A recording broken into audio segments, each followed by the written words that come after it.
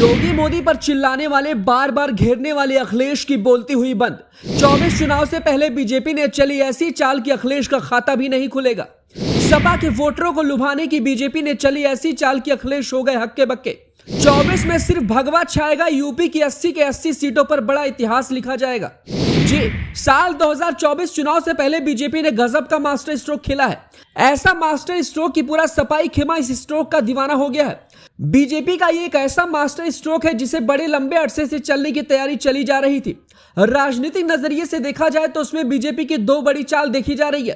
पहला यह है कि जिन सीटों को बीजेपी ने सपा के गढ़ में हाल ही में संपन्न हुए उपचुनाव में छीने हैं, उन सीटों पर बीजेपी और भी ज्यादा मजबूत हो गई है और यहां के वोटर्स की भावनाओं से खेलते हुए 24 के लिए सपाई वोटर्स को अपने पाले में कर लिया है। और यही दांव पूरा का पूरा सपा की बची हुई 3 सीटों पर भी खेला है, जिनमें एक खुद सपा परिवार के घर की सीट मैनपुरी लोकसभा की सीट है, जहां मुलायम की बहू डिंपल हाल ही में यहां से सांसद बनी है।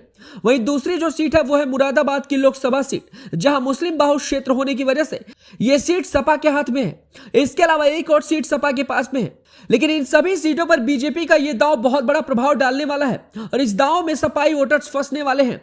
तो चलिए हम आपको बताते हैं बीजेपी के उस सियासी चाल के बारे में जिसमें पूरा सपाई खेमा फंस गया है। आप भी जानते होंगे कि हाल ही में 3 महीने पहले यूपी के धरतीपुत्र मुलायम सिंह यादव का निधन हुआ और उसके बाद में उनकी खाली सीट मैनपुरी पर उपचुनाव हुए, जिसमें बीजेपी की हार हुई और नेताजी की सीट पर लौट रही उनकी बहू डिंपल यादव की जीत। नेताजी की इस सीट पर बीजेपी का कोई दांव काम नहीं आया और बड़ी हार मिली।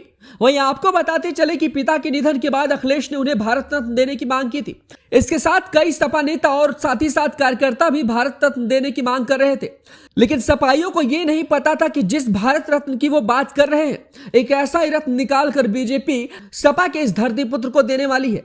सपा को यह नहीं पता था कि जो खेल वो खेलना चाह रहे थे, भाजपा उसका उल्टा दांव चलकर उन्हें ही पछाड़ देगी। दरअसल समाजवादी पार्टी के संस्थापक मुलायम सिंह यादव को पद्म विभूषण पुरस्कार से सम्मानित करने की घोषणा की गई।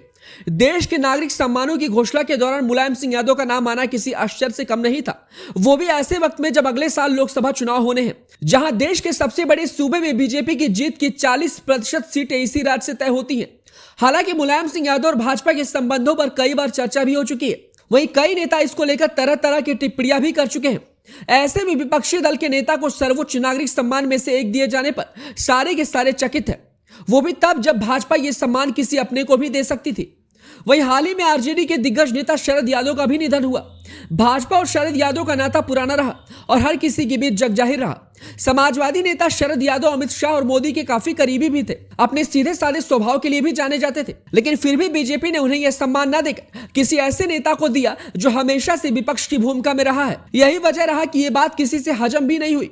वहीं अखिलेश जिस बात से खुश है वो उनके लिए काल भी बनने वाला है। वहीं आपको बताते चले कि यूपी भाजपा ने प्रदेश की सभी 80 सीटों पर जीत का लक्ष्य तय कर रखा है। हाल ही में हुए उपचुनाव में आजमगढ़ और रामपुर लोकसभा सीट के उपचुनाव में जिस तरीके से रिजल्ट भाजपा के पक्ष में आए, उससे उम्मीदें बढ़ गई हैं कि इन सीटों पर भी भाजपा भगवा लहराएगी। इसके बाद जिस तरीके से प्रदेश में भाजपा अलग रणनीति के साथ काम कर रही है, वो भी कहीं ना कहीं लोगों को रास आ रहा है।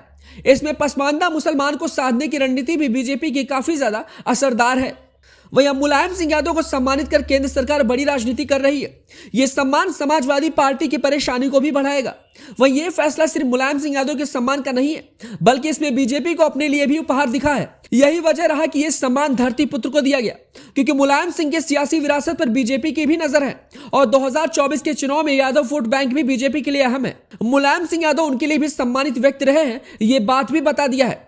इससे भाजपा के प्रति उनके समर्थकों में कोई बड़ी नाराजगी खड़ी कर पाना भी संभव नहीं हो सकेगा और सपाई खेमा भी भाजपा के पक्ष में नजर आ सकता है, जिससे आने वाले लोकसभा चुनाव 2024 में इसका भाजपा को फायदा भी मिल सकता है और नरेंद्र मोदी की लीडरशिप को भी मिल सकता है और साथ ही साथ एक बार फिर से पीएम मोदी चुनाव जीतकर हैट्रिक लगा सकते हैं। वैसे भाजपा के इस दांव के ऊपर आप क्या कुछ सोचते हैं, हमें अपनी राय कमेंट बॉक्स में दें।